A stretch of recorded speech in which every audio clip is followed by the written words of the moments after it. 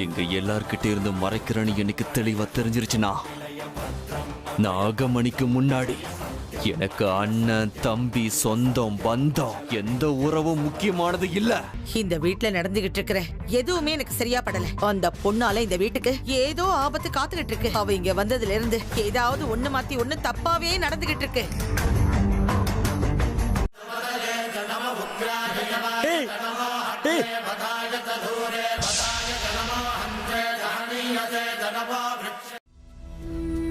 நீங்களே சொல்லுங்க அர்ஜுன், இது தப்பா?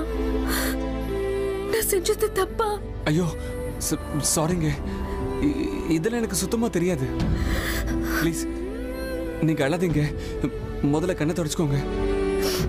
விஷயம் என்னன்னு சரியா தெரிஞ்சுக்காம நான் உங்க மனசை காயப்படுத்திட்டேன். என்னை மன்னிச்சிருங்க. ரொம்ப நேரம் ஆச்சு, வாங்க தூங்கலாம். எதுவாக இருந்தாலும் சரி, காலையில பேசிக்கலாம்.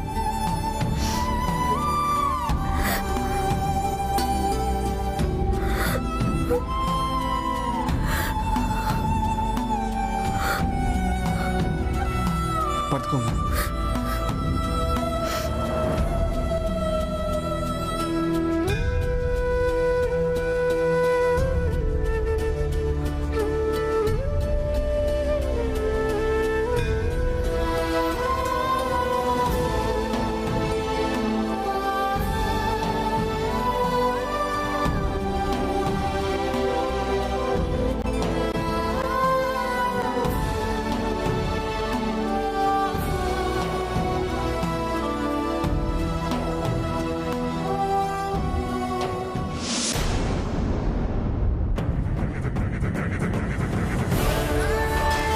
இன்னைக்கு எப்படியோ என் கையில இருந்து தப்பிச்சிட்டீங்க.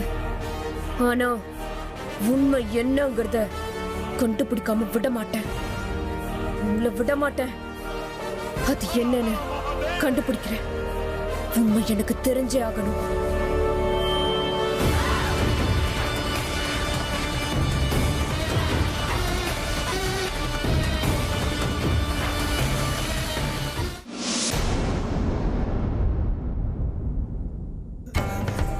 ஐயோ, எங்க போச்சு எங்க போச்சு?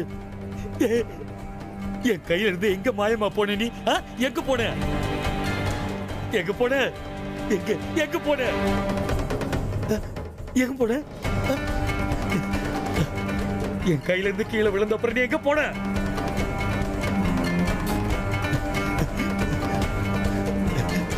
விஷ்ணு, அம்மா எதுக்கு இங்க வந்தீங்க? என்ன விஷயம்? என்ன விஷயம்னு சொல்ல வேண்டியது நீதான். அப்படின்னா நீங்க சொல்றது புரியல. புரிய வைக்க வேண்டியதும் நீதான் விஷ்ணு. நீ வீட்டுக்குள்ள வந்தப்போ அமிர்தா இருந்ததால நான் உன்னை எதுவும் கேட்கல, அமைதியா இருந்தேன். ஆனா இனிமே என்னால அப்படி அமைதியா இருக்க முடியாது. சொல்லு, இந்த நேரத்துல நீ தட்சக வனத்துக்கு ஏண்டா போன? அம்மா, நான் இப்ப பேசுற மூட்ல இல்ல, ப்ளீஸ். மூடு இல்லைன்னா என்னடா அர்த்தம்? போக கூடாத இடம்னு தெரிஞ்சிருந்தும் திரும்ப திரும்ப அதே இடத்துக்கு போய் ஏண்டா ஆபத்துல மாட்டிக்கிறீங்க? எனக்கு எதுவும் தெரியாது விஷ்ணு. நடு ராத்திரியில நீங்க 2 பேரும் தட்சக வனத்துக்கு எதுக்கு போனீங்கன்னு எனக்கு தெரிஞ்சாகணும். சொல்லு, சொல்லுடா, உண்மையை சொல்லு. அம்மா, சொன்னா புரியாதா உங்களுக்கு? இப்ப எனக்கு பேச விருப்பம் இல்லைன்னு சொல்றேன்ல. தேவையில்லாம பேச்சு வளர்த்து என்ன கெட்டவன் ஆக்கிடாதீங்க. தயவு செஞ்சுக்கிறது போயிடுங்க. யார்கிட்ட பேசுறோம் தெரிஞ்சுதான் பேசிக்கிட்டு இருக்கீங்களா நீங்க? எனக்கெல்லாம் தெரியும். நான் யார்கிட்டயும் எதுவும் சொல்ல வேண்டிய அவசியம் இல்ல. அம்மாவுக்கு சொன்னது உனக்கு சேர்த்துதான் ஹேமா. அதிகமா பேசி என்ன கலராதீங்க. தயவு செஞ்சுக்கிறது போங்க. என்னங்க ஆச்சு உங்களுக்கு? ஹேமா, எல்லாருக்கும் எல்லாத்தையும் சொல்லிக்கிட்டு இருக்க முடியாது என்னால. என்ன தனியா இருக்க தயவு செஞ்சு போயிடுங்க. போறீங்களா இல்லையா? இவருக்கு என்னமோ ஆயிடுச்சு அத்தை. விஷயம் என்னன்னு நான் நிதானமா கேட்டு சொல்றேன். நீங்க வாங்க போலாம். சொன்னா கேளுங்க, வாங்க வாங்க அத்தை, போலாம் வாங்க.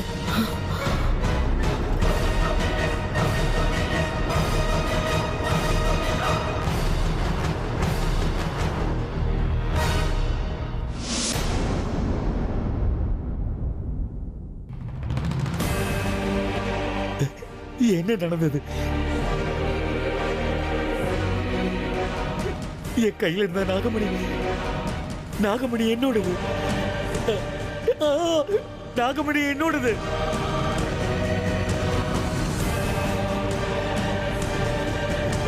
ஐயோ!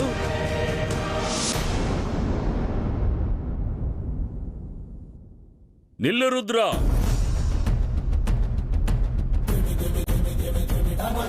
நீங்களா? நீங்க எதுக்கு இங்க வந்தீங்க? ரொம்ப ஆவேசமா எங்கேயோ போற போல இருக்கு. என்ன விஷயம்? அது என்னோட சொந்த விஷயம். உங்களுக்கு சம்பந்தமே இல்லாத விஷயத்தில் தேவையில்லாம தலையிட்ட என் நேரத்தையும் உங்க நேரத்தையும் வீணாக்க வேண்டாம். நான் போறேன். நாகமணி விஷயத்துல நீ ரொம்ப குழம்பி போயிருக்கன்னு எனக்கு நல்லா தெரியும். போகட்டும், விடு. என்ன என்ன சொல்றீங்க நீங்க? உங்களுக்கு எப்படி இதெல்லாம் தெரியும்? எனக்கு எல்லாமே தெரியும் ருத்ரா. எனக்கு எல்லாம் தெரியும்னு சொல்றதை விட அந்த பரமேஸ்வரன் எனக்கு தெரிவிச்சுக்கிட்டே இருக்கான்.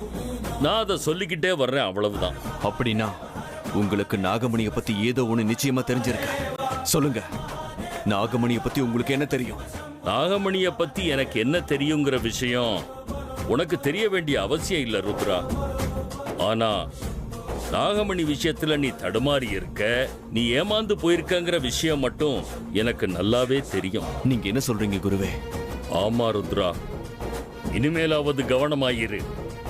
நீ எந்த நாகமணிக்காக போராடிக்கிட்டு இவ்வளவு கஷ்டப்பட்டுக்கிட்டு இருக்கியோ அந்த நாகமணி உன் பக்கத்துல தான் இருந்தது. இத்தனை நாள் உன் கட்டுப்பாட்டுல தான் இருந்தது. ஆனா அதை நீ தெரிஞ்சுக்கிறதுக்குள்ள நீ அதை இழந்துட்ட, அவ்வளவுதான்.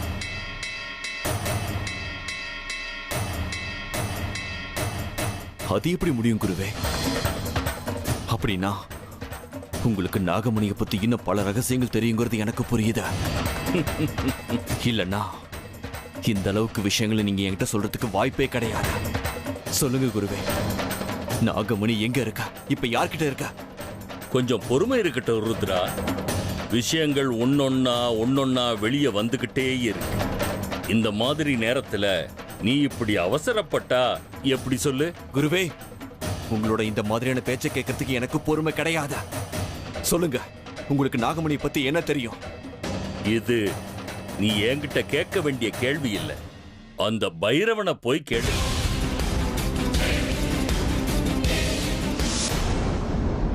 ஹேமா, உன் புருஷனுக்கு என்னமாச்சு? நேத்து வரைக்கும் நல்லதானே இருந்தா, ராத்திரியிலேருந்து விசித்திரமா நடந்துக்கிறா. உன்கிட்ட ஏதாவது அத பத்தி சொன்னானா? இல்லையே அத்தை, என்கிட்டயும் அவர் எதுவுமே சொல்லல. எனக்கும் அதுதான் ரொம்ப ஆச்சரியமா இருக்கு. அவர் எப்பவும் இந்த மாதிரி ஆத்திரப்படுறவர் இல்ல, கத்துறவர் இல்ல. அவருக்கு என்ன ஆச்சுன்னு புரியாம நானே குழம்பி போயிருக்கேன் அத்தை. எனக்கு என்னமோ ஆபீஸ் டென்ஷன் அதிகமா இப்படி நடந்துக்கிறாருன்னு தோணுது. நீங்க ஒன்னும் கவலைப்படாதீங்க அத்தை, நான் என்னன்னு விசாரிக்கிறேன்.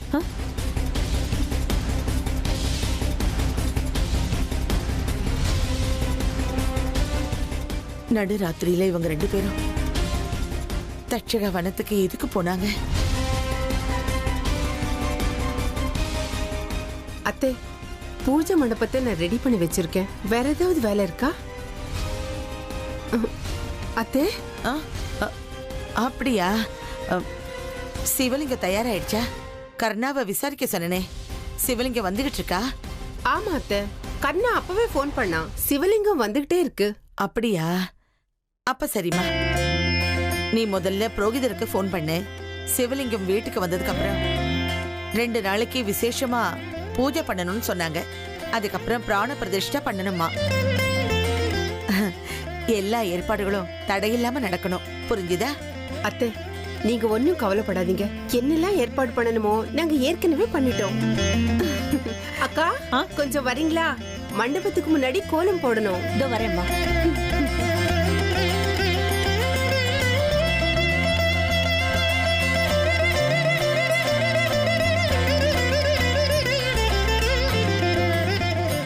பரமேஸ்வரா, நீதான்ப்பா எங்க குடும்பத்தை காப்பாத்தணும். பைரவ பாபாவையா? அவருக்கும் இதுக்கும் என்ன சம்பந்தம்? சம்பந்தம் இருக்கு ருத்ரா. நீ கேட்கிற எல்லா கேள்விகளுக்கும் அஸ்திவாரம் அவன்கிட்ட தான் இருக்கு. பைரவன் தான் இதுக்கு சூத்திரதாரி. நாகமணிய பத்தி நீ பிரமிக்கிற அளவுக்கு அதிர்ச்சி அடையக்கூடிய விஷயங்கள் அவனுக்கு தெரியும். நேரா போ, உண்மை என்னங்கிறத நீ அவன்கிட்டயே கேளு. அவனோட கோபம் அதிகரிக்கும். ஆனா நீ பயப்படாத. பதில் கிடைக்கிற வரைக்கும் அவனை விடாத. ருத்ரா போ. குருவே, இதெல்லாம் உண்மையா? இத்தனை நாளா அந்த பைரவ பாபாவை கண்ணை மூடிட்டு நம்பினது தப்பா போச்சு. நான் உடனே போறேன். இன்னைக்கு எல்லா உண்மைகளும் வெளியில வந்தே தீரணும். நடக்கிறது நடக்கட்டும். ஒரு நிமிஷம் ருத்ரா. அந்த பைரவன் உன்னை விட சக்தி வாய்ந்தவன். அவனால உனக்கு ஆபத்து வந்தாலும் வரலாம். அவன்கிட்ட இருந்து உன்னை காப்பாத்திக்க ஒரு பாதுகாப்பு கவசம் கொடுக்கிறேன். ஒரு விஷயம், இது தற்காலிகமா தான் செயல்படும். சரிங்க குருவே.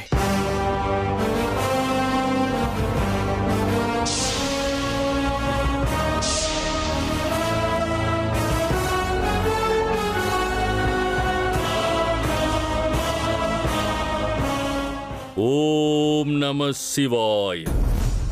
போருத்ரா, இனி அந்த பைரவனால உனக்கு எந்த ஆபத்தும் ஏற்படாது. போ, தைரியமா போய் அவனை கேளு. உண்மையை தெரிஞ்சுக்கோ. போருத்ரா. சரிங்க குருவே, அப்ப நான் கிளம்புறேன்.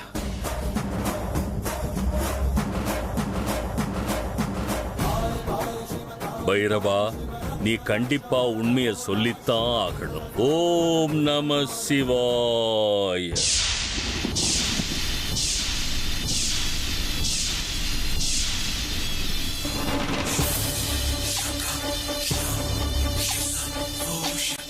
பாபா, போதும் உங்க நாடகம். எழுந்துறீங்க. ருத்ரா, என்ன பைத்தியக்காரத்தனம் இது? நீயா என்ன பார்த்து இப்படி பேசுற? ஆமா, நான் தான். இனிமே என் பேச்சு இப்படிதான் இருக்கும். உங்களை மாதிரி ஆள்கிட்ட இதுக்கு மேல எப்படி பேசுறதுன்னு சொல்லுங்க. என்ன ருத்ரா இது? உன்னோட பேச்சும் தோரணையும் வேற மாதிரி இருக்கு. என்ன நடக்குது இங்க? சொல்லு. சொல்ல வேண்டியது நீங்க தான். நான் சொல்றதுக்கு எதுவும் இல்ல. இன்னும் எத்தனை நாளைக்கு இதே மாதிரி என்கிட்ட போய் சொல்லி நாடகம் ஆடலான்னு திட்டம் போட்டிருக்கீங்க? என்ன பேச்சு பேசுற ருத்ரா? பொய்யா? அதுவும் இந்த பைரவ பாபாவா? பாபா, நான் நேரடிய விஷயத்துக்கு வரேன். சொல்லுங்க, நாகமணி எங்க? நாகமணி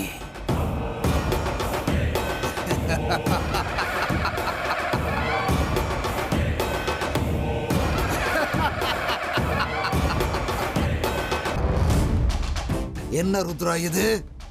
நாகமணியை பத்தி எனக்கு என்ன தெரியும்? இனிமே இந்த நாடகம் என்கிட்ட செல்லாது பாபா. நல்ல விதமா நான் உங்ககிட்ட கேட்கிறேன். நாகமணியை பத்தி உங்களுக்கு என்ன தெரியுமோ அதை சொல்லுங்க. நாகமணியை பத்தி எனக்கு எதுவும் தெரியாது ருத்ரா. இதுல என்ன நாடகம் இருக்கு? தெரிஞ்சிருந்தா நானே உனக்கு சொல்லி இருக்க மாட்டானா? அப்படி நினைச்சுதான் நான் இதுவரைக்கும் ஏமாந்து போயிருக்கேன். இதுக்கு மேல உன்னுடைய பொய்களை நம்புறதுக்கு நான் தயாரா இல்ல. நான் கடைசியா உங்ககிட்ட கேட்கிறேன் பாபா, நாகமணி எங்க இருக்குன்னு சொல்லிடுங்க. நீ எத்தனை தடவை கேட்டாலும் என் பதில் இதுதான் ருத்ரா. நாகமணியை பத்தி எனக்கு தெரியாது தெரியாது தெரியாது. அப்படியா? ஆமா. என் வார்த்தையில உனக்கு நம்பிக்கை இல்லையா ருத்ரா? அப்படின்னா நீங்க ஆராதிக்கிற இந்த காலபைரவர் மேல சத்தியம் பண்ணி இதே வார்த்தை இங்கே சொல்லுங்க பாபா. அப்போ உங்களை நம்புறேன். ருத்ரா, நீ அளவுக்கு அதிகமா போற. முதல்ல இங்கிருந்து போ. என் கோபத்துக்கு பலியாகிறதுக்கு முன்னாடி இந்த இடத்தை விட்டு போயிடு. முடியாது பாபா. உண்மை தெரியற வரைக்கும் நான் இந்த இடத்தை விட்டு நகர போறது கிடையாது. நீங்க எப்பேற்பட்ட நயவஞ்சகர்னு எனக்கு தெரிஞ்சு போயிடுச்ச.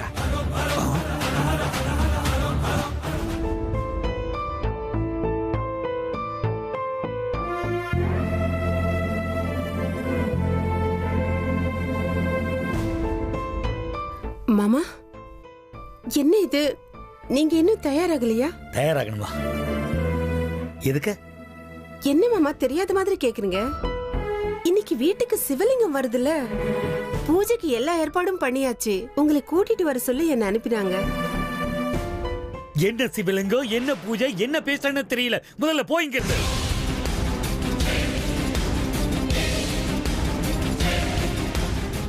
மாமா திடீர்னு என்னாச்சு உங்களுக்கு? என்னங்க இன்னும் உங்களுக்கு கோபம் குறையவே இல்லையா? வீட்டுக்கு சிவலிங்கம் வர நேரமாச்சுங்க. நீங்க தான் அந்த பூஜையில உட்காரணும். சீக்கிரமா வாங்க, ரெடி ஆகுங்க, நேரமாச்சு. கைவிடாம பூஜைக்கு வரல, எதுக்கு வரல?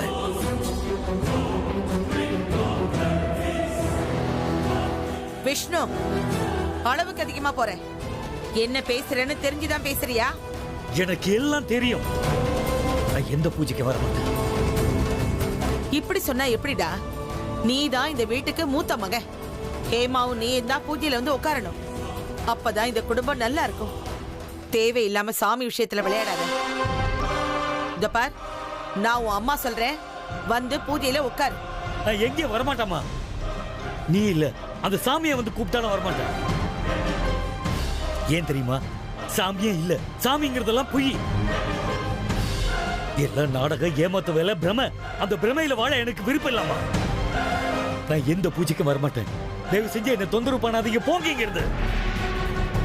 சொல்றதை கேட்கலையே, போங்க. விஷ்ணு, தொந்தரவு பண்ணாதீங்க, விட்டுருங்கன்னா முடியாது விஷ்ணு. இந்த வீட்டுக்குன்னு ஒரு கலாச்சாரம் இருக்கு. சாஸ்திர சம்பிரதாயத்தையும் வழக்கத்தையும் விட முடியாது. இத பாரு, சாமி விஷயத்துல இப்படி அலட்சியமா நடந்துகிட்டேன்னா அது இந்த குடும்பத்துக்கு நல்லதில்லை. அப்புறம் ரொம்ப கஷ்டப்பட வேண்டியிருக்கும். உன் பைத்தியக்கார பேச்சை விட்டுட்டு பூஜைக்கு வாடா. யார் என்ன சொன்னாலும் நான் வரமாட்டேன். அது சரி, இந்த வீட்டுல நான் ஒருத்தன் தான் இருக்கானா? பூஜை யார் வேணாலும் பண்ணலாம்ல? இல்ல அந்த ஆண்டவர் நான் தான் பூஜை பண்ணணும்னு பிடிவாதம் பிடிக்கிறாரா? அதெல்லாம் இல்ல. போங்க போங்க, எல்லாரும் போங்க. வாங்க. எல்லாத்துக்கும் ஒரு குடுப்பினை இருக்கணும், யோகா இருக்கணும். இந்த வீட்டுல நான் இருக்கிற வரைக்கும் நான் சொன்னதுதான் நடந்தாகணும். வீடு தேடி வர்ற ஈஸ்வரனுக்கு பூஜையில எந்தவித குறைபாடும் இருக்கக்கூடாது. வாங்க.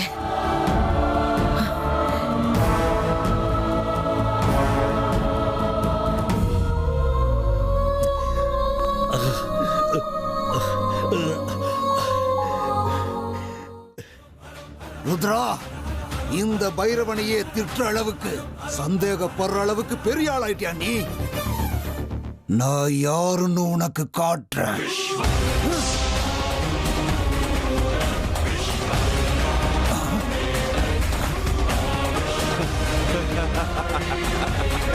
பாபா, நான் எல்லாத்துக்கும் தயாரா தான் இங்க வந்திருக்கேன்.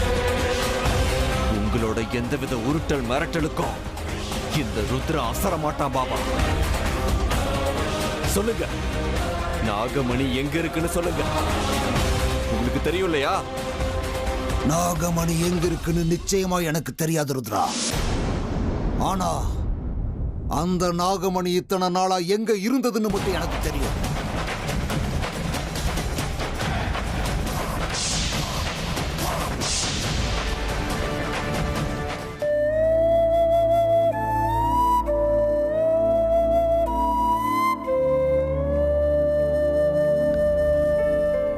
வாங்க அத்தை.